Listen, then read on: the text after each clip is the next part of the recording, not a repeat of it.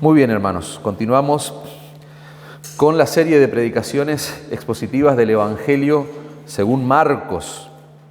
Como dije antes, llevamos semanas estudiando el texto que se relata allí en este Evangelio. Lo último que vimos, la última predicación sobre esta serie, fue allí el capítulo 3 y el último versículo fue el versículo 6. Ustedes recordarán que los fariseos estaban conspirando, dice el texto, junto con los herodianos. Dos grupos totalmente dispares, pero se habían unido para destruir al Señor. Eso es lo que estaban planeando, dice el texto. ¿Y cuál era el terrible pecado, la terrible transgresión que había cometido nuestro Señor Jesucristo? Según la visión, según la mirada de estos enemigos suyos, el Señor había cometido el grave error, el grave pecado de sanar a un hombre durante el día de reposo. Y eso es lo que moviliza a esta serie de personajes a conspirar contra el Señor. Claramente nosotros vamos a leer el pasaje que nos toca hoy y nos vamos a dar cuenta que frente a esta situación el Señor es muy consciente de lo que están tramando sus enemigos. Entonces, a modo de introducción, les cuento antes de leer nuestro pasaje. Marcos va a relatar allí que el Señor se retira al mar, dice, con sus discípulos. ¿Por qué? Porque claramente todavía no era el tiempo para que Él fuera arrestado y fuera crucificado allí. Estamos, para que todos nos situemos, estamos en lo que podríamos identificar como el principio de los primeros tiempos del ministerio terrenal de nuestro Señor, que va a durar allí un periodo de 3 años y medio aproximadamente. Nosotros estamos situados en el comienzo, en el principio. Mientras los fariseos están conspirando con los herodianos, nosotros vamos a ver que de hecho ya lo fuimos hablando, el Señor ya no está pasando desapercibido. La fama del Señor está creciendo, su popularidad, podríamos decir, está en aumento. Y vamos a ver hoy que miles de personas, así literalmente, porque la palabra que se usa son multitudes, gentío, mucha gente, va a decir Marcos, miles de personas comienzan a llegar de todas partes. ¿Para qué? Para ver a Jesús. Y vamos a ver que el texto dice para tocarlo por lo menos. Aunque lamentablemente vamos a ver una serie de características de esa multitud que se abalanza sobre el Señor, características lamentables. ¿Por qué? Porque vamos a descubrir que había personas que no tenían una correcta motivación para estar allí siguiendo al Señor Jesucristo. Así que con esa breve introducción yo quisiera que veamos, y no voy a hacer una lectura completa de la porción, sino que la vamos a leer por parte.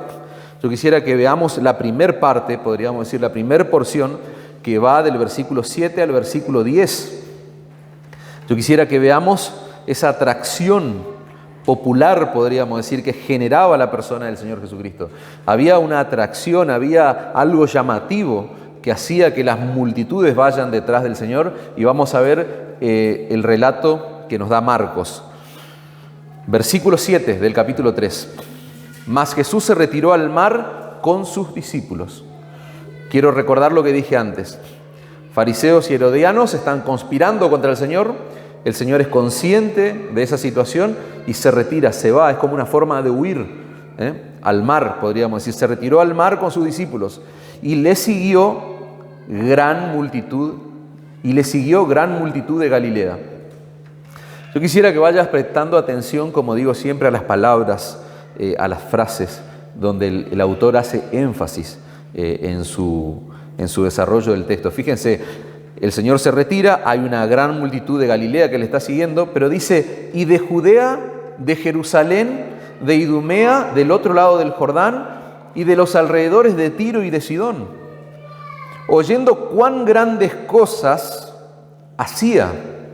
Fíjense que ahí ya encontramos lo que podríamos denominar como el móvil de esa multitud, lo que estaba movilizando a esa gente. Dice que ellos oyeron cuán grandes cosas hacía, grandes multitudes, otra vez, vinieron a él, y dijo a sus discípulos que le tuviesen siempre lista la barca. ¿A causa de qué? Del gentío, o de la multitud, podríamos decir, para que no le oprimiesen. Versículo 10, y ahí terminamos con esa primera porción. Porque había sanado a muchos, de manera que por tocarle, cuantos tenían plagas caían sobre él. Hasta ahí la porción de texto, hermanos. Claramente, Marcos nos deja ver lo que movilizaba a esa gente, el móvil detrás de esa avalancha de personas, podríamos decir. Marcos nos muestra cuál era la razón de esa atracción popular por el Señor Jesucristo. Dice el texto que esta gente oyeron cuán grandes cosas Él hacía y también oyeron la fama de sanador del Señor se había empezado a diseminar por toda la región. ¿Por qué? Porque dice el texto, Él había sanado a muchos. Fíjense que el escenario que plantea Marcos es que el Señor se retira al mar de Galilea, pero se retira por esa conspiración que nosotros estudiamos anteriormente, pero en el contexto también hay una cuestión de seguridad, y ahora yo se los voy a mostrar. Él se retira al mar por una cuestión de seguridad. Su fama había crecido tanto que la gente se abalanzaba sobre él, se le tiraba encima, sería la expresión correcta, para tocarlo por lo menos y para tener algún beneficio. Dice que todos los que tenían enfermedades, cuantas plagas había, dice, la gente venía para tocarle, caían sobre él. Fíjense que Marcos es muy específico en mostrar cuáles eran los lugares de donde provenía esa multitud, ese gentío que seguía al Señor. Marcos va a nombrar Galilea, que era donde el Señor estaba físicamente, va a nombrar Judea, Jerusalén, donde podríamos decir que era la región donde estaba el centro religioso de la nación de Israel, Idumea, que se la identifica allí con otra localidad, Edom, donde estaban los edomitas.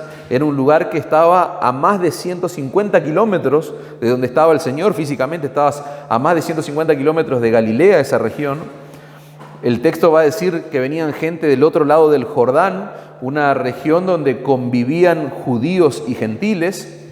Y va a terminar allí el detalle de las localidades, de los seguidores, entre comillas, del Señor. Dice, de Tiro y de Sidón, que era un territorio claramente poblado por gentiles, básicamente. Y lo que todos estos datos que Marcos nos da en su texto, lo que todo esto significa, hermanos, es que estas personas básicamente venían de todos los puntos cardinales. No me pareció oportuno hacer un desarrollo de dónde estaba ubicada cada región, simplemente detalles que me parecieron importantes, pero cuando te pones a estudiar y analizar bien la ubicación de estas regiones que Marcos está dando intencionalmente en el texto, te vas a dar cuenta que venían del norte, del sur, del este, del oeste. Eso es lo que nos está mostrando Marcos. Esta gente venían de cerca, como la gente de Galilea, o como la gente de Idumea, que venía de muy lejos, de más de 150 kilómetros. Había una mezcla, yo les dije, de judíos y de gentiles, porque no solamente iban judíos, sino también gentiles, gente que no eran judíos. Y si ustedes observan el verso 7 y el verso 8, lo que les dije al principio, eran grandes multitudes. No se estaba movilizando un grupo aislado de gente, de fanáticos, no, grandes multitudes. El versículo 9 dice que era un gentío.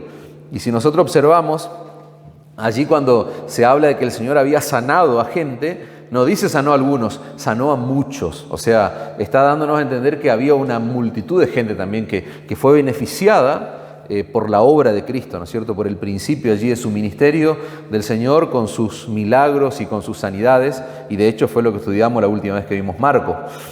El Señor, claramente, por el testimonio que encontramos de la Escritura, estaba en medio de miles y miles de personas. Pero estas miles y miles de personas son las que llevan al Señor a tomar la decisión de trasladarse al mar por una cuestión de seguridad, les decía yo. ¿Por qué? Porque esta gente está apretando, está oprimiendo, dice el texto. El Señor era tan popular en ese momento que su fama había crecido, les dije antes, que todo el mundo se le abalanzaba. Esa sería la idea. Ellos querían tocarlo, se le tiraban encima. Y vamos a ver que, por lo que dice el versículo 9, el Señor hasta corría el riesgo, su vida, su cuerpo, de ser aplastado. El versículo 20 del mismo capítulo, Marcos 3, va a decir, y se agolpó de nuevo la gente, de modo que ellos ni aún podían comer pan. Fíjense, el Señor no tenía tiempo, ni siquiera por el trabajo que ya estaba teniendo, ni siquiera tenía tiempo de alimentarse bien él y sus discípulos. Había crecido tanto su fama que las multitudes se transformaron en una especie de amenaza para la vida, para la integridad del Señor Jesucristo, un peligro. Dice el versículo 9, y dijo a sus discípulos que le tuviesen siempre lista, fíjate ese detalle, siempre lista la barca, a causa del gentío, para que no le oprimiesen. Esa palabra que se traduce en nuestra Biblia como oprimiesen, da la idea de aplastar algo.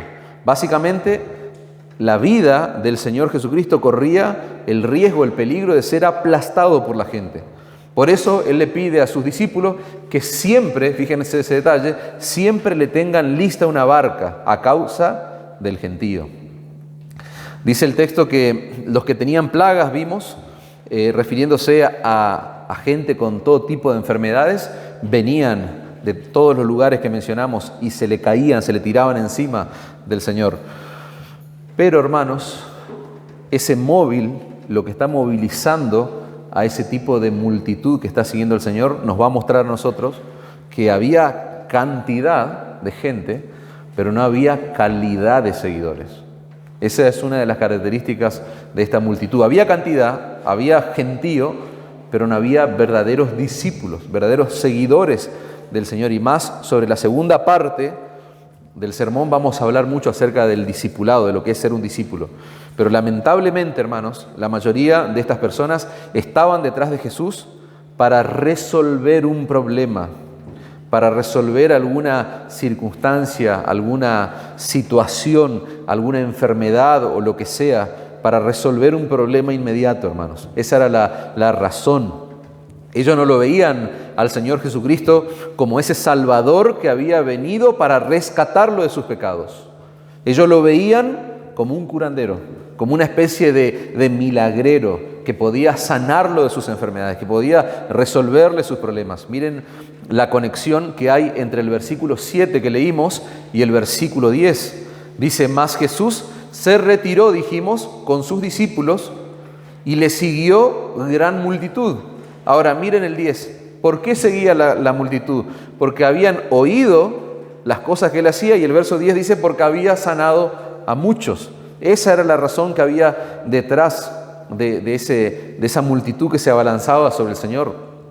Esa era la razón por la cual se había agolpado tanta gente sobre la persona de Cristo.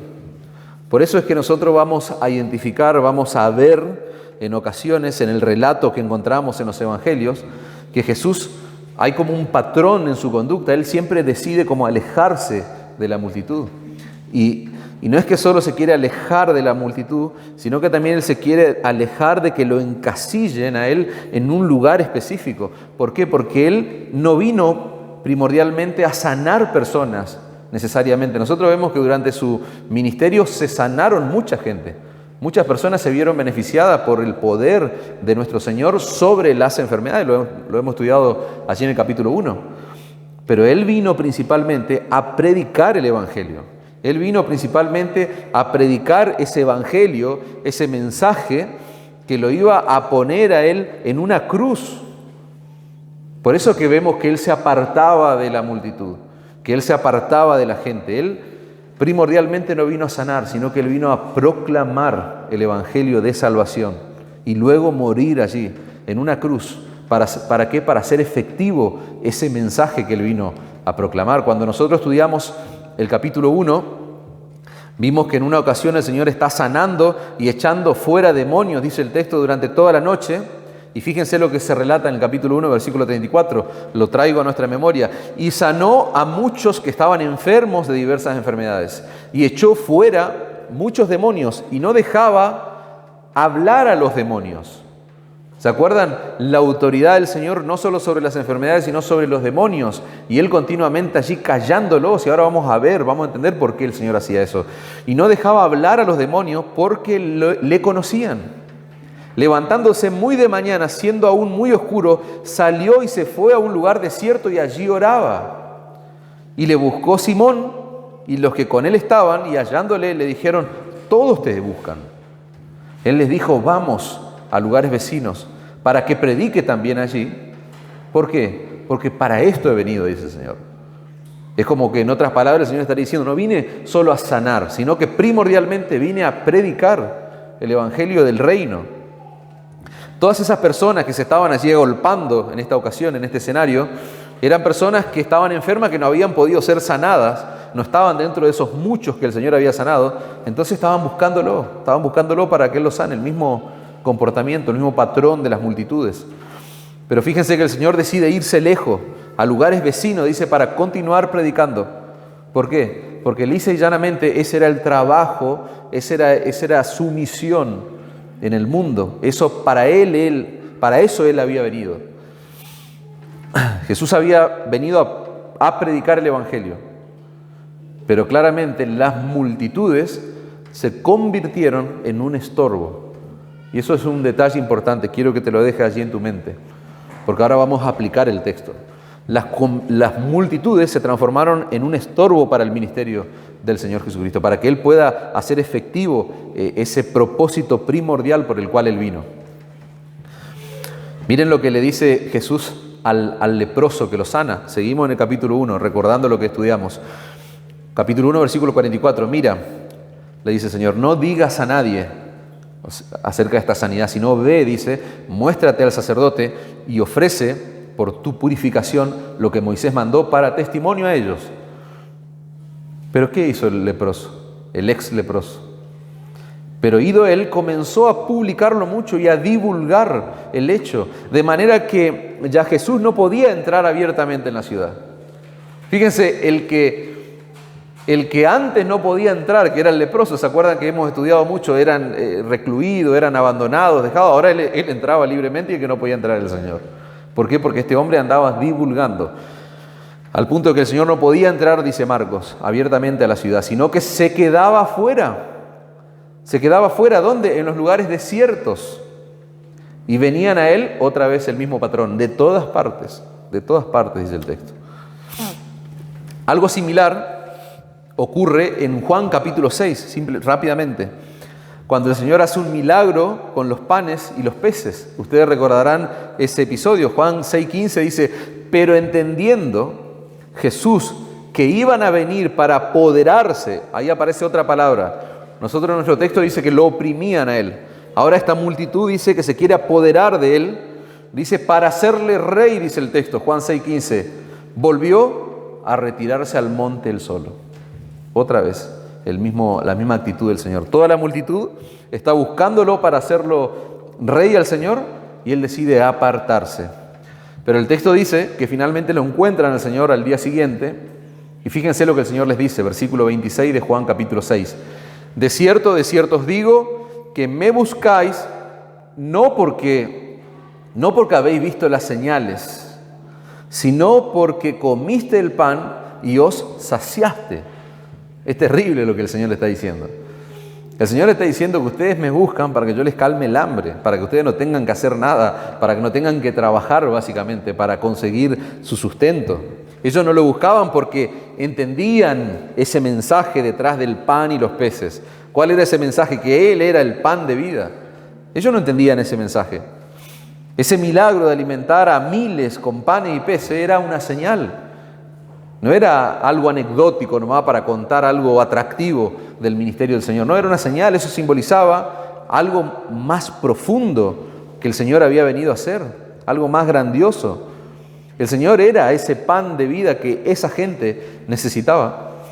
Pero ellos buscaban hacerlo rey. ¿Para qué? Para que Él de repente les resuelva todos los problemas, para que Él cubra todas sus necesidades. Ese era el concepto de Mesías o de Salvador que tenían los judíos. Ellos no querían un Salvador que los liberara de su pecado. No, ellos querían un Mesías, un rey, un político, que les resolviera su situación, que los saque de ese imperio en el cual ellos estaban sometidos. Ellos querían una especie de genio que les resolviera sus deseos, básicamente. Y eso no es muy diferente a lo que pasa en nuestros días, hermano. Y acá quiero aplicar el texto antes de seguir avanzando. No es muy distinto ese escenario que nosotros encontramos entre las multitudes del primer siglo que se abalanzaban sobre Cristo con las multitudes o las personas, no hablemos todavía de multitud, de nuestros días. Personas que ven a Jesucristo como una especie de bastón donde yo me puedo apoyar para avanzar en la vida, personas que ven a Jesucristo como una especie de genio, una especie de amuleto para que todo me vaya bien en la vida.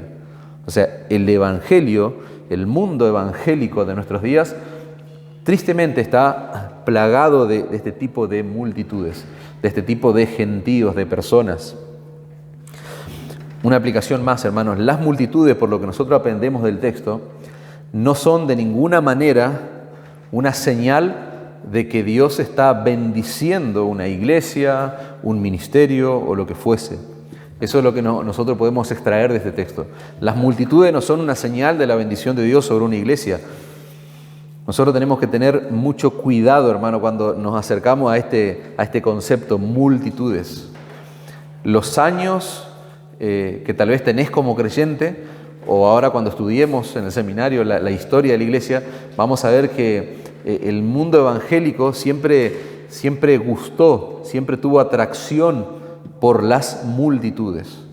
Nosotros tenemos que tener mucho cuidado porque como iglesia fácilmente nosotros podemos perder la perspectiva, podemos perder el foco, como quien dice. Y para equilibrar este principio o esta aplicación, tampoco nosotros tenemos que pensar que por ser poco, es decir, ser lo contrario a una multitud, ahí está la bendición del Señor. O sea, en la multitud no hay bendición de Dios. Cuando somos poco, ahí sí está la bendición del Señor. Tampoco, hermanos. Esa no es una forma correcta de pensar. A veces, en algún momento, tal vez yo he pensado así, o he escuchado que algunos piensan que en tal lugar o en tal iglesia son muchos porque pervirtieron el Evangelio, porque negociaron el Evangelio. En cambio, en algunas iglesias sanas son pocos porque son fieles. Y esa no es la forma correcta de pensar, hermano. No es el número lo que determina si Dios bendice un lugar o no. Y esto grábense en su mente, no es el número de personas. Lo que hay que evaluar es la fidelidad de una iglesia al predicar el Evangelio de Cristo y que esa iglesia esté conformada por personas que están abrazando ese Evangelio con todo su corazón, con toda su alma, de tal manera que esas vidas están siendo transformadas. Eso es lo que hay que evaluar, eso es lo que nosotros debemos observar. Lo digo de nuevo, hay que evaluar la fidelidad de una iglesia al predicar el Evangelio de Cristo.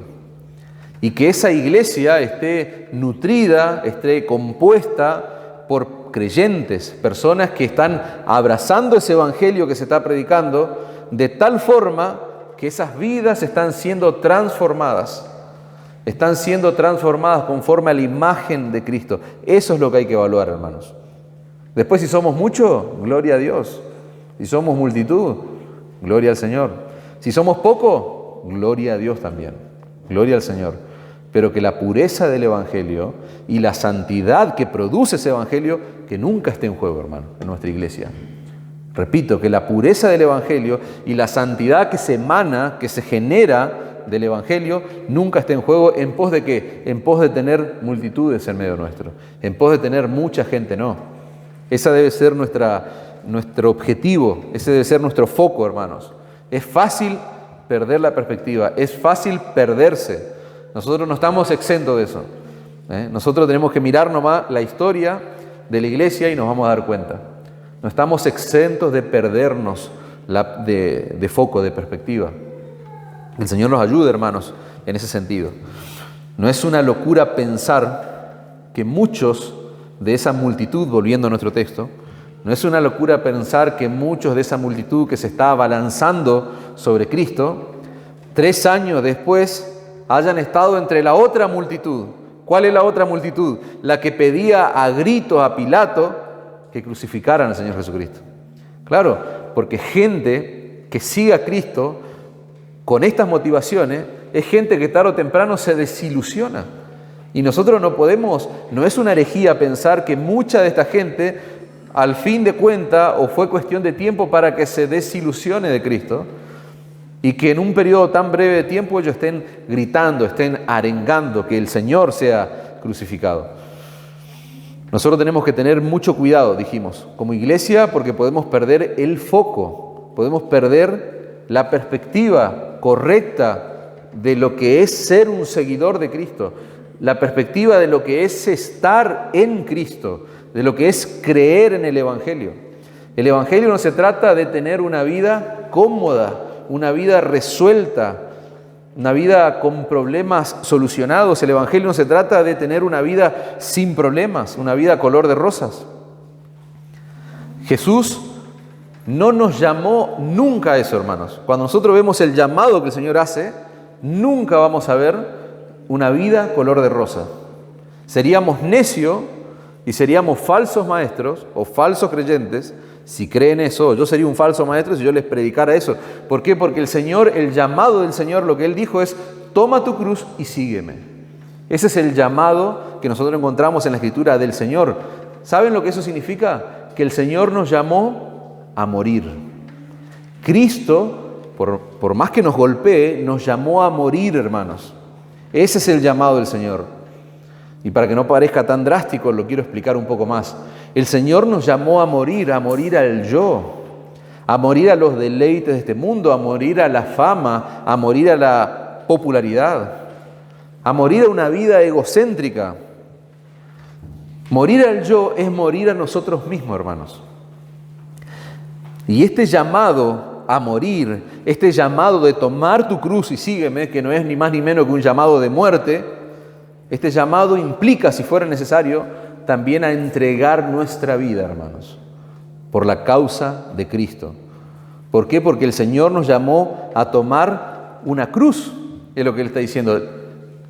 Toma tu cruz y sígueme. El Señor nos llamó a ir de vacaciones. Vamos, ahora la vida va a ser un lujo para vos. No, el Señor nos llamó a morir. Y entender eso le da seriedad a la vida cristiana. Esa es la seriedad, esa es la profundidad de la vida cristocéntrica, de una vida centrada en Cristo.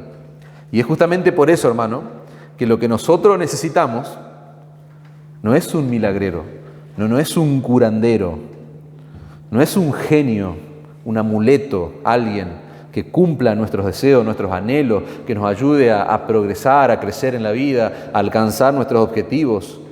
Nosotros no necesitamos a alguien que nos dé las 5 pautas para salir, tener un buen carácter, salir de la depresión. No necesitamos un psicólogo. Lo que nosotros necesitamos es a alguien que pueda resolver el mayor y el gran problema que tenemos con la justicia de Dios por causa de nuestro pecado. Lo que nosotros necesitamos, hermanos, lisa y llanamente, es un Salvador. Y Cristo es ese poderoso Salvador que miserables pecadores como nosotros necesitamos. Y es una pena que esa multitud no lo haya entendido. Es una pena que la multitud de nuestro texto y las multitudes que hoy se abalanzan en algunas iglesias no entiendan de que nuestra mayor y más profunda necesidad es la de un Salvador. Y Cristo es ese glorioso Salvador. La pregunta que yo quiero hacerte es: vos, dijimos, estamos viendo la atracción popular que genera la persona de Cristo. La pregunta es: ¿hay una atracción en tu vida, en vos, en tu persona, hacia el Señor Jesucristo? ¿Te sentís atraído? ¿Te abalanzás en Cristo? ¿Te entregás, te abandonás en Cristo? Y vos me vas a decir, quiero pensar, que es un rotundo sí. Ahora, la pregunta es: ¿qué es lo que te atrae de Jesús?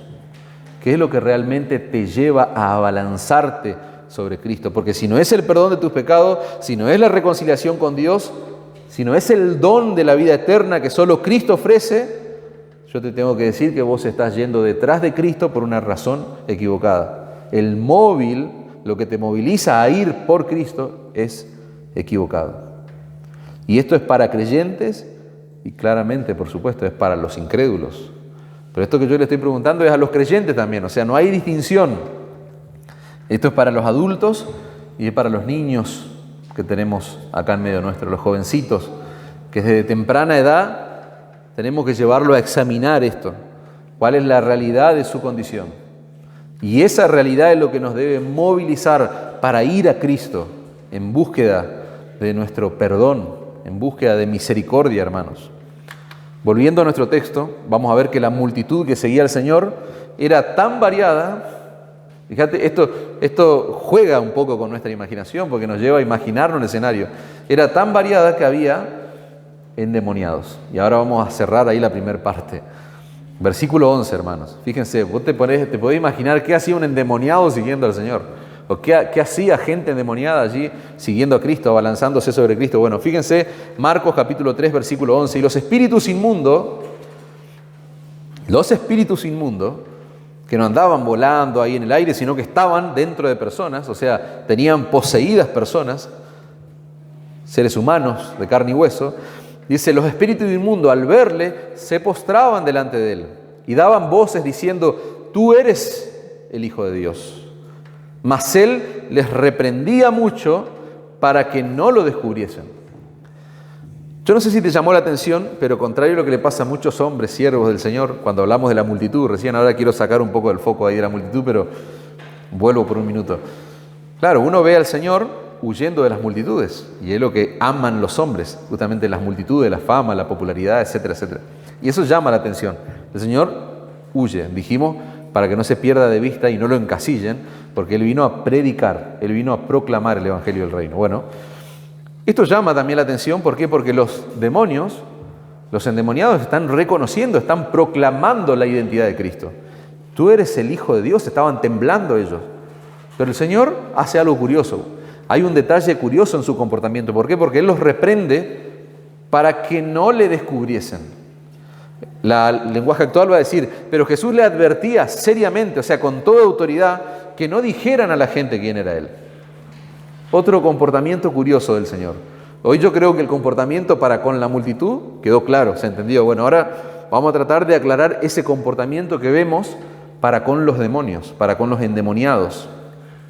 Estos endemoniados, cuando veían al Señor, comenzaban a proclamar a Jesucristo como el Hijo de Dios, el Hijo de Dios encarnado.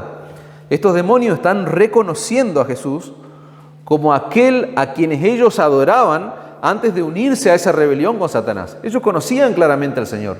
¿Por qué? Porque estos demonios, estos ángeles caídos, antes de rebelarse con Satanás, ¿a quiénes adoraban? A Cristo. Dice el texto que se postraban delante de Él y gritaban, tú eres el Hijo de Dios. Ellos claramente sabían la autoridad que Jesús tenía sobre ellos.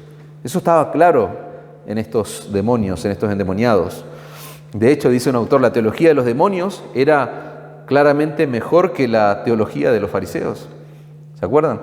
Los fariseos tenían como una teología correcta, pero querían destruir al Hijo de Dios. Estos demonios tienen la misma teología de los fariseos, reconocen la autoridad, reconocen el poder, reconocen a Cristo y por eso están proclamándolo. El verso 12 dice que Jesús reprendía a los demonios para que no dijeran, leímos antes la lenguaje actual, a la gente quién era Él.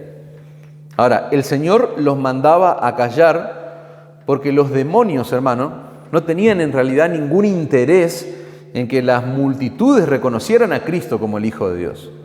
Esa es una de las razones que nosotros encontramos. El Señor manda a callar, el Señor les prohíbe que ellos proclamen quién es Él, porque detrás de esa proclamación, detrás de eso que podemos parecer, wow, los demonios se someten a Él, vamos a ver que detrás de Satanás y detrás de sus huestes espirituales de maldad, detrás de todos los demonios que le siguen a Satanás, no hay nada bueno. ¿Por qué? Porque el mismo Satanás quiso usar la misma palabra de Dios en el desierto, la palabra de Dios, para tentar al Hijo de Dios, a quien es la palabra, decíamos. Bueno, detrás de estos demonios no hay nada bueno, por más noble que nos parezca. Ellos no tenían interés, repito, en que las multitudes reconozcan a Cristo como el Hijo de Dios. Ellos no podían ocultarse de Jesús. Ellos, cuando el Señor aparecía, se llenaban de terror cuando lo veían. Por eso que dice el texto que se postraban delante de Él.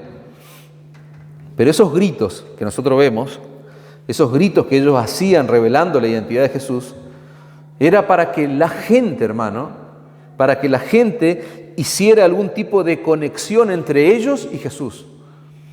La gente, la multitud que está siguiéndolo ahí al Señor, va a ver que los demonios los están reconociendo a Cristo. Entonces hay una intención claramente definida en esta actitud que están teniendo ellos. ¿Para qué? Para que a Cristo se lo vincule con los demonios. Y eso lo vemos allí en el mismo capítulo, en el capítulo 3, versículo 22, que lo estudiaremos la semana que viene. Fíjense la reacción de los escribas y los fariseos, ahí en el mismo capítulo, versículo 22. Los escribas que habían venido de Jerusalén decían que tenía a Belcebú, que el Señor tenía a Belcebú y que por por el príncipe de los demonios, echaba fuera a los demonios. Fíjense la estrategia que estaban teniendo los escribas y los fariseos. Ellos estaban vinculando a Cristo con el mismo diablo, con Belcebú. Y ahora en el texto que nosotros estamos estudiando, nosotros vemos que los demonios están reconociendo al Hijo de Dios como si hubiera algún tipo de comunión entre ellos y Jesús, como si pudiera existir algún tipo de comunión. Y este escenario, hermanos, con los demonios reconociendo la identidad de Cristo, refuerza la aplicación que hacíamos antes de que la multitud o la poca gente no es un parámetro de la bendición del Señor para una iglesia.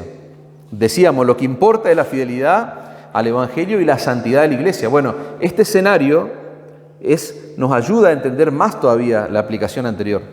Porque nosotros tenemos en nuestro texto a un tipo de mensajeros que están dando un mensaje verdadero, pero hay un detalle, que son demonios. Hay un tipo de mensajeros, repito, que están dando un mensaje, pero hay un detalle no menor, que son demonios los que están proclamando ese mensaje. Tú eres el Hijo de Dios. Y eso nos lleva a pensar en una aplicación sumamente importante, hermano. Es el carácter de los mensajeros lo que debe ser coherente con el carácter del mensaje. Repito, es el carácter de los mensajeros lo que debe ser coherente con el carácter del mensaje. El gran dilema, hermano, dijimos, del mundo evangélico de nuestros días, es que hay un montón de personas, hay multitudes de personas, de hombres supuestamente siervos de Dios, de creyentes supuestamente, hablando de Jesús, pero tienen vidas completamente inconsistentes con el mensaje que están predicando. Esa es una aplicación, hermano, sumamente interesante para pensar. Vivimos en un mundo evangélico donde hay muchos hombres, donde hay muchas creyentes, mujeres, hombres, sin distinción de género, hablando de Jesús, pero viviendo vidas inconsistentes con el mensaje que predican. Y eso era lo que estos demonios querían lograr. ¿Qué es lo que ellos querían lograr? Que el mensaje de Jesús sea inconsistente con su vida. ¿Por qué? Porque no solamente ahora se lo iba a tildar de amigo de pecadores, sino también se lo iba a tildar de amigos de demonios.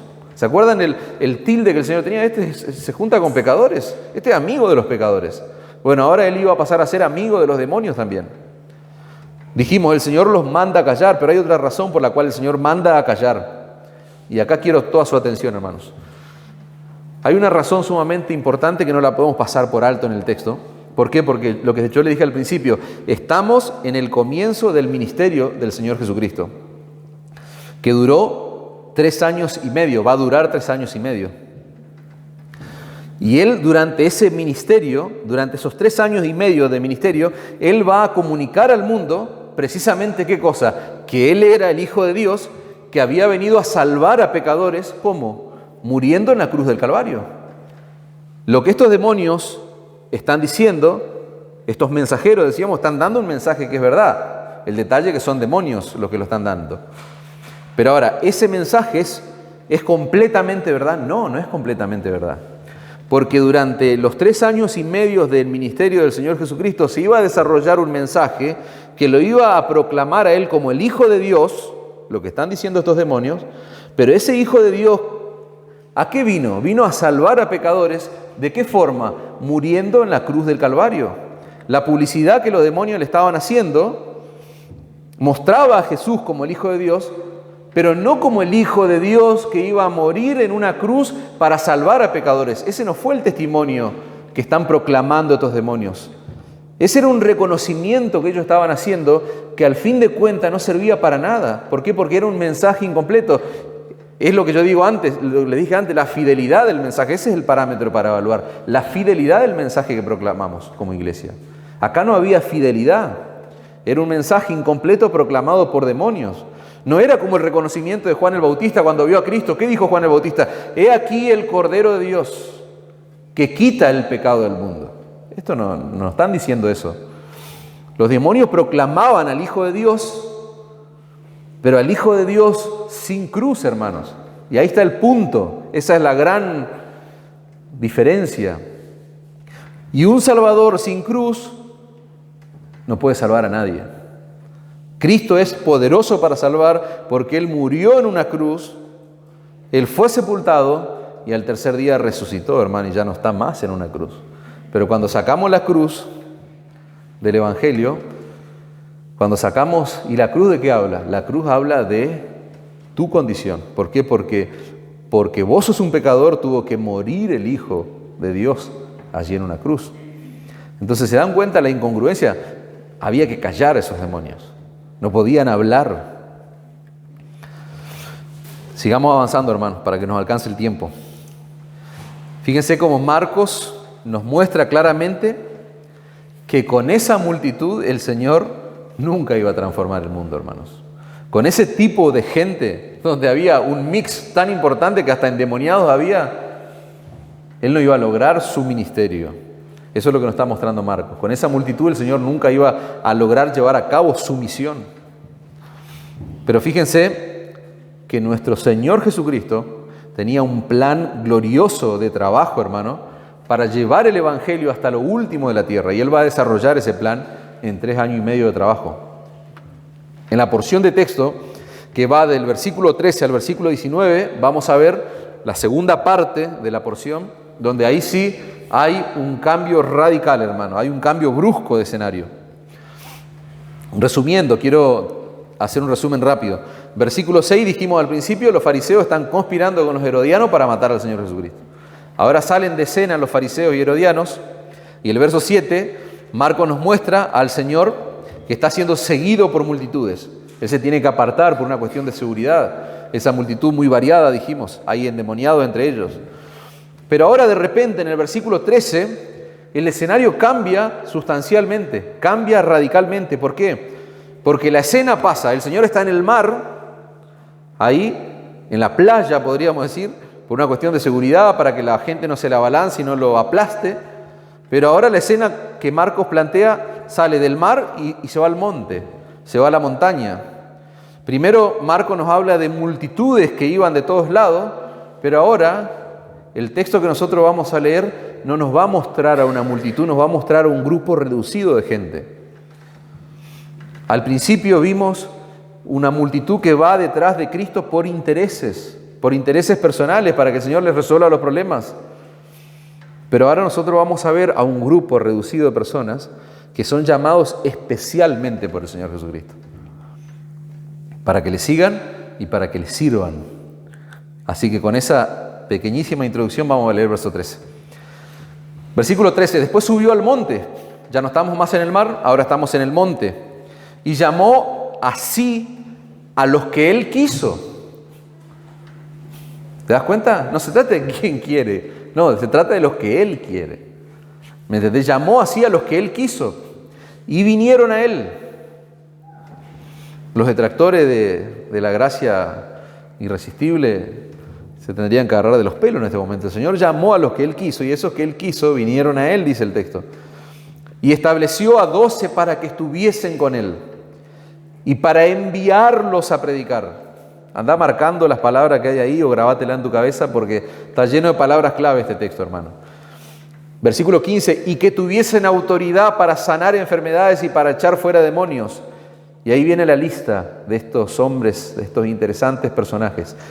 A Simón, a quien puso por sobrenombre Pedro, a Jacobo, hijo de Zebedeo, y a Juan, hermano de Jacobo, a quienes apellidó Boanerges, esto es, hijos del trueno, a Andrés, Felipe, Bartolomé, Mateo, Tomás, Jacobo, hijo de Alfeo, Tadeo, Simón el cananista y Judas Iscariote, el que le entregó, y vinieron a casa. Hasta ahí el texto, hermano. Yo quiero que ustedes piensen en esto por un momento. Quiero llevar su atención, su mente a un lugar que lo fui mencionando durante todo el desarrollo del mensaje, lo que va del sermón. Nosotros estamos, dijimos, en el principio del ministerio del Señor. En 3 años y medio, aproximadamente, el Señor va a estar colgado de una cruz y Él va a decir, consumado es. Piensen en esto. Estamos en el principio, pero en 3 años y medio Él va a estar colgando de una cruz y va a decir, consumado es. Va a morir en esa cruz. Dice el texto de la palabra de Dios que va a ser sepultado en la tumba de un amigo.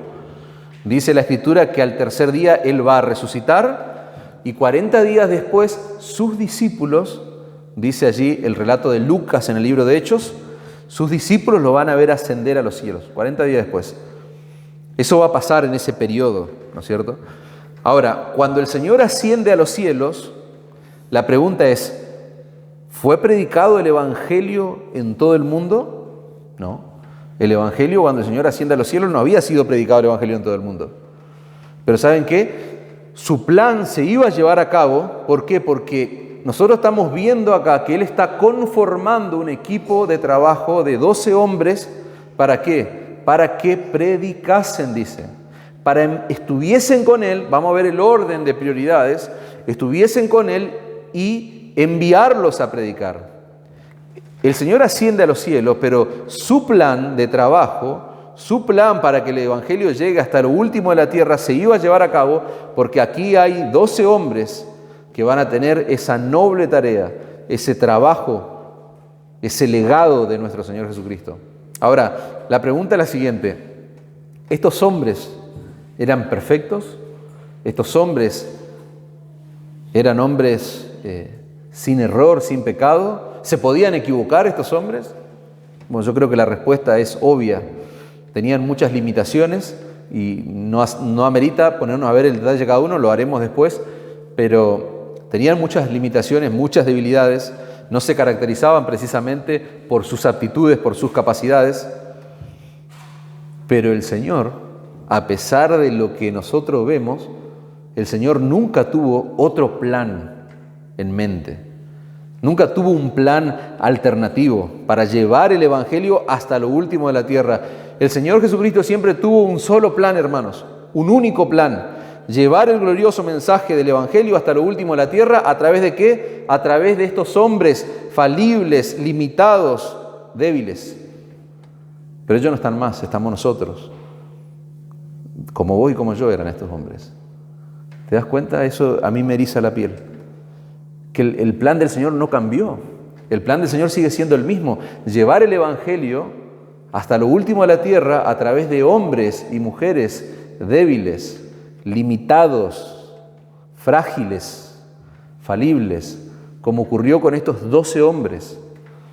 Dice un autor: Dios pudo haber escrito el mensaje del Evangelio en las nubes para que todo el mundo lo leyera. Dios pudo hacer que cayeran Biblias del cielo. Dios pudo enviar un grupo de ángeles alrededor de la tierra para que proclamaran su palabra. Dios pudo haber hecho oír su voz para que todos escucharan, pero Él no lo hizo. Él no desarrolló ese plan. Él decidió soberanamente colocar ese tesoro del Evangelio en vasos de barro, dice este autor. ¿Para qué? Para que la excelencia del poder sea de Dios y no nuestra. Tremendo, hermano, ese es el plan de Dios. Que un tesoro tan precioso, que una labor tan noble, descanse en hombres débiles como nosotros. ¿Para qué? Para que la gloria no sea nuestra, la gloria sea siempre del Señor. Nunca hubo un plan alternativo, el mismo plan del Señor permanece hoy en nuestros días, hermano. El texto paralelo, ahora sí, enfocándonos allí en ese escenario de Lucas 6:2, el texto paralelo está en Lucas capítulo 6, versículo 12, y nosotros vamos a ver que hay un detalle, que Marcos no lo menciona, pero dice que el Señor, al apartarse al monte, cuando sale del mar, que se va al monte, dice, se pasó la noche entera orando. El Señor está orando allí. El Señor va a conformar su equipo, pero antes Él tiene mucho trabajo todavía para hacer, y es irrisorio, ¿no? Mucho trabajo. Estamos hablando del hombre más saturado tal vez del momento en términos de trabajo, de responsabilidades, pero sin embargo, antes de armar su equipo, Él se pasa la noche entera orando. Y ese es un detalle muy confrontador para nosotros. No confortador, porque no nos conforta. No sé si te conforta, a mí me confronta, a mí me humilla entender esto del Señor Jesucristo. El Señor permaneció en todo tiempo, el Señor Jesucristo, en todo tiempo permaneció buscando la guía y la dirección del Padre antes de conformar ese grupo de hombres que iba a llevar lo que dijimos antes, semejante misión. Nosotros vimos que el Señor Jesucristo no tenía tiempo ni para comer, decía antes. Leímos antes que no tenían tiempo ni para comer pan, dice el texto. Él estaba asediado continuamente por las multitudes, había una presión enorme sobre su persona. Durante esos 3 años y medio el Señor va a estar sumamente presionado. Va a haber necesidades que cubrir, no solamente llevar adelante su misión primordial, que era proclamar el Evangelio, sino también cubrir necesidades, conformar ese equipo sobre el cual iba a descansar la misión que el Señor le iba a dejar. Sin embargo, el Señor tenía muy claro, hermano, que Él debía apartarse a pesar de sus ocupaciones, a pesar de todo lo que lo presionaba, y Él tenía que orar al Padre. Tenía que apartarse y orar. Y esto debe avergonzarnos, hermano. A mí me avergüenza. Yo no puedo leer esto y sentir que me saqué un 10 en esta materia. ¿Por qué? Porque a veces ponemos tantas excusas para orar y cuando hice esta aplicación lo pensé en mí, hermanos. No pensé en nadie de ustedes. O sea, lo pensé en mí. Ponemos tantas excusas para orar, pero eso es exactamente lo que el Señor no hizo. Él no puso excusas. Al contrario, en medio del asedio que Él sufría, se apartó, dice, y oró al Padre. Él tenía cosas realmente importantes. O sea, lo que yo tengo de importante en mi vida es nada comparado con las cosas que Él tenía que hacer. Pero ¿saben qué? Él sabía que no podía hacer nada sin orar. Él sabía que no podía hacer nada de lo que Él tenía que llevar a cabo sin orar al Padre. Él sabía que la ayuda del Padre era imprescindible para poder hacer su obra, hermanos. Ahora, ¿vos sos consciente de lo que estás escuchando? Te repito, para que seas más consciente. Jesús sabía que la ayuda de Dios era imprescindible para llevar a cabo su obra. Si vos y yo entendemos eso a cabalidad, si vos y yo lo entendemos de verdad, la pregunta es ¿por qué vivimos vidas tan carentes de oración? Es una pregunta para meditar y llevarnos. ¿Por qué, hermanos? O sea, a mí me impacta, me asombra entender que Jesucristo tenía que orar para llevar adelante todo lo que Él tenía que hacer. Y a veces estamos tan ocupados que ni siquiera le damos como las migajas de nuestra oración a Dios. Y eso es algo que me avergüenza en lo personal. Luego de pasar la noche entera orando, Marcos va a decir que el Señor llamó a los que Él quiso. Después subió al monte y llamó así a lo que Él quiso. Y vinieron a Él y estableció a 12 para que estuviesen con Él, dice el texto, y para enviarlos a predicar. Esa palabra que aparece, llamó, esa palabra llamar da la idea de una llamada imperativa, es como un mandato, es una llamada que demanda una acción. El Señor está llamando y estos hombres tienen que responder, están obligados en cierta manera a responder. La palabra establecer, dice estableció a 12, da la idea de ser ordenado para una posición oficial. Es un llamado especial que demanda una acción de la persona, pero el lugar a donde va a ser colocado esa persona es sumamente especial, es un lugar oficial que no te lo puede poner cualquiera. Esa sería la idea que hay detrás de todo ese texto. ¿Y por qué este énfasis en ese llamado y en ese establecimiento que hace el Señor para con los 12? ¿Por qué? Porque estos 12 hombres fueron llamados y ordenados por Cristo para una tarea sumamente particular, para una tarea sumamente especial. Ellos tenían que estar con Él, pero también tenían que enviarlos a predicar, a proclamar el reino de Dios. Ellos fueron, hermanos, lisa y llanamente, fueron llamados a formar lo que iba a ser el nuevo pueblo de Dios, lo que podríamos entender como el pueblo de Dios del nuevo pacto. Por eso el título del mensaje, Jesús establece un nuevo pueblo de Dios. Por eso es que Él llama a 12, Él no va a llamar a 10, a 8, a 7 hombres, no, Él llama a 12, ¿como cuáles? Como los 12 patriarcas de la tribu de Israel. Y fíjense dónde ocurre todo este escenario, nada más y nada menos que en un monte, tal como pasó en Éxodo 19, cuando Dios llama al pueblo de Israel, ¿para venir a qué? Para venir a ser su pueblo especial, para venir a ser así una nación santa, con una misión especial en el mundo. Eso ocurrió en el monte Sinaí, miles de años antes. Éxodo 19, versículo 5, ahora, pues, si dieres oído a mi voz, dice el Señor, y guardares mi pacto, vosotros seréis mi especial tesoro sobre todos los pueblos. Porque mía es toda la tierra, dice el Señor, y vosotros me seréis un reino de sacerdote y un reino de gente santa. Eso es lo que ocurrió en el antiguo pacto. Pero ahora está ocurriendo algo nuevo, hermanos, en nuestro texto. El Señor está haciendo algo nuevo en ese monte. El Señor Jesucristo estaba formando en ese monte, mal que les pese a los dispensacionalistas, el nuevo Israel, hermanos. Estos hombres iban a colocar el fundamento de la iglesia, como dice Pablo allí en Efesios capítulo 2, versículos 20 al 22. Ellos iban a colocar, repito, hermano, el fundamento de la iglesia. Y a partir de este momento, y esto es contracultural lo que digo, a partir de este momento el ministerio apostólico sería irrepetible. Irrepetible. Es contracultural en el mundo evangélico en el que vivimos. Decir esto te pueden tirar piedras. A partir de este momento el ministerio apostólico, lo repito, sería irrepetible. Hoy en día hay personas que no están conformes con el título de pastor. Por eso es que se hacen llamar apóstoles. Y eso es absolutamente falso, hermanos. Eso es distorsionar la doctrina apostólica del Nuevo Testamento. Dice Pablo en Efesios que los apóstoles pusieron el fundamento de la iglesia. Los apóstoles pusieron el fundamento de la iglesia. Y el fundamento de la iglesia se colocó una sola vez y para siempre.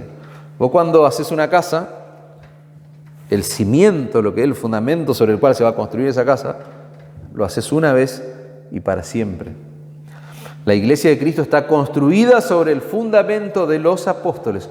Estos hombres que Él llamó, estos hombres que Él va a equipar a partir de ahora, estos hombres que van a estar con Él, que se van a nutrir de Él y que van a conformar, dijimos, un nuevo pueblo, el nuevo pueblo de Dios. La iglesia está construida, repito, sobre el fundamento de los apóstoles. ¿Qué apóstoles? Los que nosotros tenemos en el Nuevo Testamento, no los que tenemos ahora en nuestros días, no. La iglesia está construida sobre el fundamento de los apóstoles que están en el Nuevo Testamento, hermanos. Vuelvo a hacer la pregunta, ¿tenemos apóstoles hoy en día? Sí, hermano, están acá en la Biblia. En la Biblia, en el Nuevo Testamento están. No están en ningún otro lugar. No hay apóstoles fuera de la Biblia, hermanos. Este era un grupo muy especial. Especialmente fue llamado por el Señor. Y nosotros vamos a ver a lo largo de ese ministerio y a lo largo de todo el Nuevo Testamento que ellos fueron capacitados por Cristo para hacer cosas similares a las que Él hacía. Para hacer cosas similares a las que Él hacía. Por eso es que dice el versículo 15, que ellos tuviesen, dice, los llamó para que estén con Él, para mandarlo a predicar y que tuviesen, dice, autoridad para sanar enfermedades y para echar fuera demonios. Cosas similares a las que Él hacía. Cosas que fueron exclusivas para estos hombres. Si vos lees Hechos, cuando estudiamos Hechos, ¿se acuerdan? La sombra de Pedro sanaba, hermano. Se zarpado, eso es tremendo. Eso es maravilloso, hermano. La sombra de uno de estos hombres que está en esa lista sanaba a los enfermos. En un momento le dice, no tengo plata, Señor, levántate. Bueno, con su palabra, levántate, toma tu lecho y anda, le dice a un paralítico. Pero hoy, en nuestros días, hermanos, perdón que sea enfático, pero lo sigo diciendo, en nuestros días hay mucha mentira, mucha falsedad, mucha payasada. Tenemos payasos que se hacen llamar apóstoles y eso no es bíblico, hermanos. Y eso hay que proclamarlo en la iglesia de Cristo, no en las redes sociales, agarrarnos ahí los teólogos de Facebook, no. Eso a la iglesia, a los creyentes hay que enseñarle, no hay apóstoles, hermanos. Estos son los apóstoles del Señor. ¿Me entendés? Hoy le chamullan a la gente, no, que ellos son los fundadores, los que establecen el fundamento de una iglesia, por eso son apóstoles. Mentira, eso no es ser apóstol. Eso es una mentira. Serás un plantador de iglesia, serás un misionero, pues yo he escuchado argumentos así. Pero repito, soy enfático, no me van a ver en las redes sociales escribiendo estas cosas, pero sí hay que enseñarle a la iglesia del Señor, a los creyentes, al cuerpo local de creyentes. Estos hombres, antes de llevar a cabo esa misión, tenían que pasar un tiempo de preparación, un tiempo de entrenamiento. Por eso que el Señor dice que estableció a los 12 para que estuviesen, dice el texto, con Él y para enviarlos a predicar. Ellos tenían que permanecer al lado de Jesús durante el resto de su ministerio. Fíjense que hay un orden, lo que les decía antes, un orden de las responsabilidades asignadas a este grupo de hombres. ¿Cuál era el orden? La prioridad, ¿cuál era? La prioridad número 1, estaban con Cristo. Ellos tenían que estar con Cristo. Ese era el orden. Y después, la proclamación del Evangelio. Suena fuerte decir, lo secundario era proclamar el Evangelio. Suena fuerte, no lo tomen tan así, pero la prioridad era estar con Cristo. Lo que seguía después en ese orden era la proclamación, el predicar, enviarlos a predicar. Pero primero había que tener un tiempo de preparación. El Señor quería que estos hombres estuvieran con Él. Él quería que ellos absorbieran allí su carácter, que ellos entendieran su visión, el legado, el plan, la misión que les iba a dejar. Esa es la esencia de lo que podríamos decir discipulado. El Señor iba a llevar adelante un discipulado integral sobre la vida de estos hombres. Lucas 6:40 dice: el discípulo no es superior a su maestro, mas todo el que fuere perfeccionado, todo el que fuere entrenado, el que fuere preparado, ¿como quién va a ser? Como su maestro, dice Lucas. Y eso era lo que tenía que ocurrir con estos hombres. La meta de nuestro Señor Jesucristo con estos hombres no era darle información, hablarle de cosas mágicas que ni siquiera ellos lo entendían todavía hasta que venga el Espíritu Santo. No era darle información. No, era producir transformación en ellos, en su carácter, en sus vidas. Miren el contraste entre la multitud y los apóstoles, este grupo de 12 que Él quiso llamar. La multitud no estaba interesada en Cristo, dijimos antes. Ellos estaban interesados en quién, en los milagros del Señor, las sanidades. La multitud no estaba imitando el carácter de Cristo, no. Porque dijimos que claramente no sería una locura pensar que muchos de esos estaban en la otra multitud 3 años después gritando que el Señor sea crucificado. La multitud no estaba siguiendo a Cristo, no eran seguidores de Cristo. La multitud no estaba viviendo por y para Cristo. La multitud estaba usando a Cristo, sería la idea. Esa sería la idea. Ellos no estaban dispuestos a morir siquiera por la causa de Cristo. Pero de esa multitud el Señor llamó a 12, a los que Él quiso llamar, enfatizo eso. Él quería que estos hombres pensaran como Él. A estos que Él llamó tenían que pensar como Cristo, tenían que creer como Cristo, tenían que vivir como Cristo, porque su mensaje debía ser consistente con sus vidas. Ellos tenían que enseñar como enseñaba Cristo, tenían que orar como Cristo, como Él oraba, dependía del Padre. Ellos debían predicar como predicaba Cristo. ¿Para qué? Para que estos hombres después se reprodujeran ¿en qué? En hombres o en mujeres que pensaran como Cristo, que hablaran como Cristo, que vivieran como Cristo, que oraran como Cristo, que predicaran como Cristo, y así sucesivamente.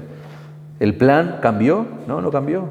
El Señor ascendió a los cielos 3 años y medio después, pero el plan siguió. Estos hombres siguieron su plan y ese plan sigue teniendo vigencia hoy en día. El Señor llamó, si Dios te llamó a vos, ¿es para qué? Para que vos pienses como Cristo, para que hables como Cristo, para que vivas como Cristo, para que ores como lo hacía Cristo y para que prediques como predicaba Cristo. 2 Timoteo 2:2. Lo que has oído de mí ante muchos testigos, esto encarga a hombres fieles, que sean, ¿qué cosa? Idóneos, que sean oportunos para enseñar, que sean los hombres perfectos para enseñar también a otros. Esa es la idea de idóneos. Ese fue el plan maestro de nuestro Señor Jesucristo. Llevar el mensaje del Evangelio hasta lo último de la tierra a través de hombres que sean idóneos. Marcos capítulo 3, versículo 7, el texto que estamos estudiando, comienza diciendo allí: Jesús se retiró al mar ¿con quién? Con sus discípulos. Fíjate el énfasis. Y el versículo 9, y dijo ¿a quiénes? A sus discípulos. ¿Te das cuenta? Hay un énfasis siempre enfatizamos eso, valga la redundancia. Enfatizamos que miren allí el patrón que encontramos en la Escritura. Hay un énfasis. Estos hombres están siempre con Jesús, son sus discípulos. El Señor tenía un ministerio integral sobre sus vidas y eso es discipular, hermanos. Les dije que antes íbamos a hablar acerca de algunas aplicaciones en cuanto al discipulado y yo quisiera que nos enfoquemos en una serie de aplicaciones. Lo que nosotros estamos viendo en el texto es lo que ocurre, hermanos, en una iglesia sana. Y quiero aplicar eso a una iglesia bíblica. Estamos invirtiendo miércoles tras miércoles para aprender lo que es una iglesia sana. En una iglesia sana, yo o estoy discipulando a alguien o alguien me está discipulando. ¿Me entiendes? Alguien está invirtiendo en mí o yo estoy invirtiendo en alguien. Una iglesia bíblica es una comunidad de discípulos que hace discípulos. ¿Se dan cuenta el ciclo cómo es? La meta de una iglesia local no es tener un montón de personas congregadas, una multitud de gente congregada. No, la meta de una iglesia local bíblica debe ser congregar un grupo de discípulos. La membresía de una iglesia local debe estar conformada por verdaderos discípulos del Señor Jesucristo. Y lo primero que involucra, hermano, ¿por qué digo esto? La membresía de una iglesia local debe estar conformada por verdaderos creyentes. ¿Por qué? Porque lo primero que se involucra en el discipulado es un llamado personal a la salvación a través de la fe y del arrepentimiento. Una persona que no se ha arrepentido, que no ha puesto su fe en la persona y en la obra de Cristo, no puede ser un discípulo del Señor. Es un llamado a salir del mundo, ¿para qué? Para tomar la cruz e ir en pos de Cristo. Y entender que es un llamado a morir a mí mismo, a morir a mis pretensiones. Y a veces, lamentablemente, eso implica entregar mi vida por Cristo. El discipulado es un llamado a tomar la cruz. Pero eso no era lo que la multitud de nuestro texto quería, claramente. La multitud quería sanidad, quería beneficios, quería milagros, resolución de problemas. Pero Cristo está llamando a estos 12 a tomar su cruz. Y otra aplicación, hermano. Cuando la meta de una iglesia local es llenar de gente, es estar llena de gente, tarde o temprano lo que termina ocurriendo es que se comienza a acomodar el mensaje. Y de repente la fidelidad del mensaje del Evangelio comienza a estar floja de papeles, como quien dice. Tarde o temprano se comienzan a hacer ciertos cambios que son sumamente importantes, coyunturales, podríamos decir, en cuanto a las bases del Evangelio. ¿Por qué? ¿Por qué ocurren esos cambios? Porque yo quiero llenar la iglesia y para llenar la iglesia necesito la gente que está allá afuera y la gente que está allá afuera son inconversos. Y el inconverso no ama el verdadero Evangelio. Para el hombre natural es locura la predicación del Evangelio. El inconverso no ama al Jesús que nosotros proclamamos y predicamos, si somos una iglesia fiel. Si el Señor no hace una obra en ese corazón de iluminar su corazón, de regenerar su corazón, el inconverso no ama el verdadero mensaje del Evangelio. Por eso Lucas 14:25 va a decir, grandes multitudes iban con él y volviéndose, o sea, el Señor se va a dar vuelta, como se lo está siguiendo un montón de gente, y el Señor le va a decir, si alguno viene a mí y no aborrece a su padre, madre, mujer, hijo, hermano, hermana, y aún también su propia vida, no puede ser mi discípulo. Y el que no lleva su cruz y viene en pos de mí, no puede ser mi discípulo. El Señor Jesucristo, hermano, está demandando una lealtad tan grande hacia Él, que en comparación con Él, digamos, todas nuestras relaciones tienen que ser como un aborrecimiento. Esa sería la idea. O sea, la lealtad a Cristo de los discípulos de Cristo es tan alta que esa lealtad comparada con el amor a un familiar parece como que yo estoy aborreciendo a mi familiar. No es que el Señor nos está diciendo que tenemos que odiar a nuestra familia. Lo que el Señor está diciendo es que en lo que respecta a nuestra relación con Él, nuestro amor por Él debe ser tan alto que todas nuestras relaciones deben ser reducidas a un aborrecimiento. Nunca debemos entender que el Señor nos manda a odiar a nuestros familiares. ¿Por qué? Porque no hay mejor persona capacitada para amar a un familiar, una esposa, madre, padre, hijo, que aquel que ama a Cristo por encima de todo. Lo que el Señor está haciendo es una tabla comparativa. O sea, tu relación, tu amor, tu lealtad, en comparación con el amor a tu familia, tiene que parecer como un aborrecimiento. Así pues, cualquiera de vosotros que no renuncia a todo lo que posee, no puede ser mi discípulo, dice 14:33. Entonces, ¿se dan cuenta que si nosotros queremos multitud y vamos detrás de la multitud, tenemos que empezar a negociar y a sacar cosas? ¿Por qué? Porque la pregunta es, ¿se puede llenar una iglesia con este tipo de mensaje? ¿Se puede llenar, se puede saturar un salón con este tipo de mensaje, con este tipo de predicación? La mayoría, hermanos, la mayoría, me atrevo a decir esto, de la gente, de las personas que llenan iglesias, no quieren a este tipo de Jesús, no quieren al Jesucristo de las Escrituras. ¿Por qué? Porque no quieren este tipo de demandas. Lamentablemente, por eso es como inconsistente una mega iglesia con una iglesia sana o el verdadero evangelio. Porque por lo general las multitudes, y eso lo vemos a la luz de la Escritura, van detrás de todo lo opuesto a esto, no detrás de este tipo de demandas. Y nosotros, y esto que yo le estoy diciendo, quiero mostrarle dentro de ese grupo reducido, que no es una locura lo que yo le estoy diciendo. ¿Por qué? Porque nosotros no tenemos que olvidar que Judas era parte de los 12, de ese grupo sobre el cual iba a descansar este legado, esta misión, y él no era creyente, él no amaba a Cristo. Y Judas, hermano, hizo muchas cosas, podemos estar seguros de esto, hizo muchas cosas que los demás apóstoles hicieron, pero al final del día, al final de cuentas, al final de la historia, se reveló la verdadera condición de este hombre. Y su historia va a quedar registrada en la Biblia, hermano, como una advertencia para todos nosotros. Judas no estaba en la multitud, Judas estaba en el grupo reducido. No estaba en la multitud, esa multitud variada, que hasta endemoniado había, no. Él estaba en el grupo de los apóstoles del Señor. Y en las 4 listas de los evangelios donde aparecen los nombres de los apóstoles, siempre vos vas a ver un patrón que termine diciendo, y Judas, el que lo traicionó. Ahí, claramente registrado, para que no se nos olvide, que no perdamos nosotros el foco en ese sentido. El discipulado, hermano, comienza con la conversión. El discipulado, repito, comienza con la conversión, no comienza con ser miembro de una iglesia necesariamente, no comienza con asistir a los cultos los días domingos. El discipulado implica un proceso de transformación y eso se llama conversión, lisa y llanamente. Involucra un proceso de madurez, de santificación progresiva, por medio del cual somos conformados, dice la Escritura, cada vez más a la imagen y al carácter de nuestro Señor Jesucristo. Eso implica el discipulado, hermano. Y eso no sucede, lamentablemente, en la multitud, aislados. Eso sucede en el contexto de un contacto que es importantísimo, de un contacto que es vital, que es significativo. ¿Dónde? En el cuerpo local de creyentes, en el cuerpo de Cristo, en la iglesia local.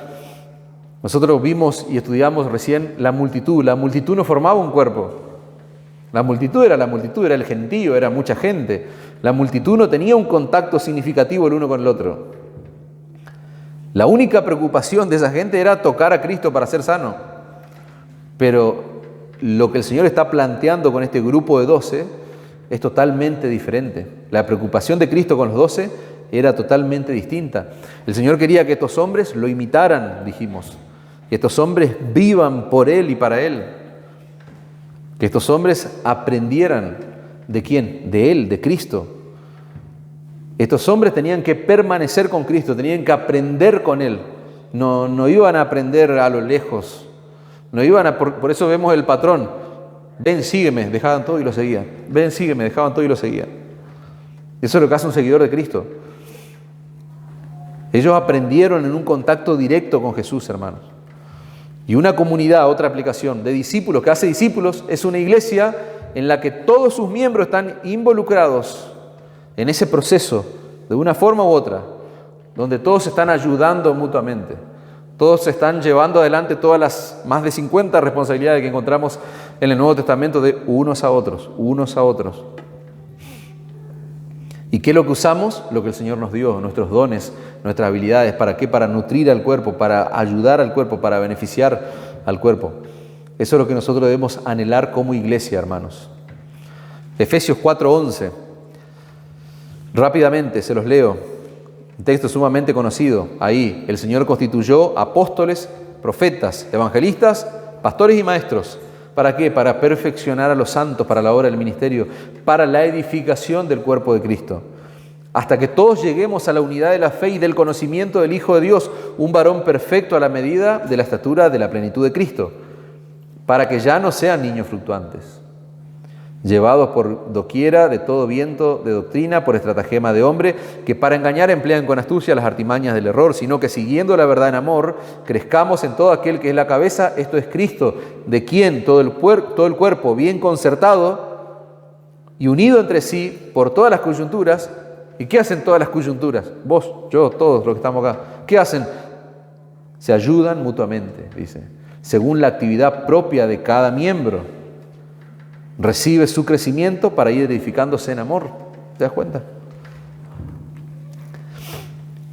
Si vos pensás que vos no sos capaz de ser útil para el pueblo de Dios, para beneficiar al cuerpo local de creyente, para el cuerpo de Cristo, vos tenés que leer Efesios capítulo 4 y tenés que leer otra vez, escuchar la predicación esta y leer Marcos capítulo 3, versículo 13 y ver ese grupo de gente, de los 12 apóstoles, ese grupo que el Señor conformó. Porque el grupo de los 12 hermanos no era lo que nosotros podríamos llamar el equipo perfecto. Si hay algo que llama sumamente la atención, es que en ese grupo de hombres no había nada llamativo, no había nada interesante en términos de capacidades. Estos hombres eran personas comunes, ordinarias, como vos y como yo, a quienes el Señor separó de la multitud, separó del resto. ¿Para qué? Para darles un legado, para darles una tarea extraordinaria, no común y corriente, no. A estos hombres comunes y corrientes se les delegó una obra extraordinaria, hermanos. Eso fue lo que hizo la diferencia, no sus capacidades. Lo que hizo la diferencia en estos hombres fue el llamado de Cristo.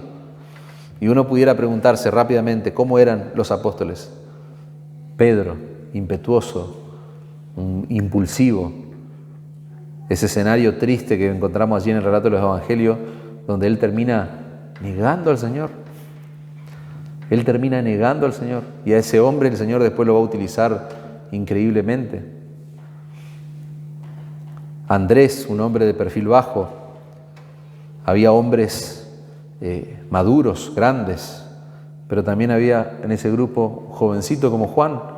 Dicen algunos estudiosos que tenía aproximadamente 20 años y el Señor lo llama para ser apóstol a Juan. Y hay otros más que según ellos se metieron más en profundidad a analizar la vida de Juan y dicen que tenía 16 años, algunos. Hay ese debate entre 20 y 16, pero no importa la edad, era un adolescente y el Señor lo llama para ser su apóstol. Simón el Celote era un revolucionario, era un transgresor cuando era inconverso. Era un tipo problemático. Mateo, lo estudiamos, recaudador de impuestos. Un tipo que cobraba impuestos de su propia nación, era odiado por los judíos. Y a ese hombre lo llamó el Señor. Y la pregunta es, ¿qué tenían en común estas personas? Si eran todos totalmente diferentes. A Cristo. ¿Y qué tenemos en común vos y yo? A Cristo. Eso es lo que une nuestra vida, eso es lo que nos unió. Estamos unidos en Cristo, hermano. Por esa razón no puede haber ningún creyente, hermano, en este lugar, en esta iglesia local, que no tenga algo que hacer, un trabajo que hacer para el beneficio de los creyentes. Cuando nosotros miramos esto, ¡wow! Dios usó a estos hombres tremendamente, o sea, de ninguna manera yo puedo pensar que yo yo tengo que servir a mis hermanos, yo tengo que servir al cuerpo de Cristo. ¿Por qué? Porque tenemos a Cristo en común, Él es el que unió nuestras vidas. De lejos, tenemos gente de lejos, de acá, de cerca, y estamos en Cristo, y formamos parte de su pueblo, de su familia, hermano. Conclusión, hermanos, ¿en qué grupo estás? Rápida, una conclusión rápida, así cerramos. ¿En qué grupo te identificás vos con toda la historia esta que leímos? ¿Serás parte de la multitud? ¿Serás parte de esa gente que va detrás de Cristo, como decíamos antes, por un beneficio personal, un beneficio particular? ¿O sos parte de los discípulos, de los apóstoles, que están sirviendo, que están siguiendo, que están permaneciendo con Cristo? Todos los apóstoles, hermanos. Y cierro con esto. Todos los apóstoles, menos uno, el apóstol Juan, todos tuvieron que pagar con su vida, hermano, la decisión de seguir a Cristo. Eso es fuerte, ¿eh? Todos estos hombres pagaron con su vida la decisión de ser discípulos de Cristo. Murieron martirizados por su fe. Pero ¿saben qué, hermanos? Seguir a Cristo, ser un discípulo del Señor, es tan maravilloso, hermano, que aun si tenemos que pagar con nuestra vida, vale la pena seguir a Cristo. Vale la pena gastar nuestra vida para el Señor Jesucristo, hermano. Él es digno, nosotros no somos dignos de nada. Él es digno.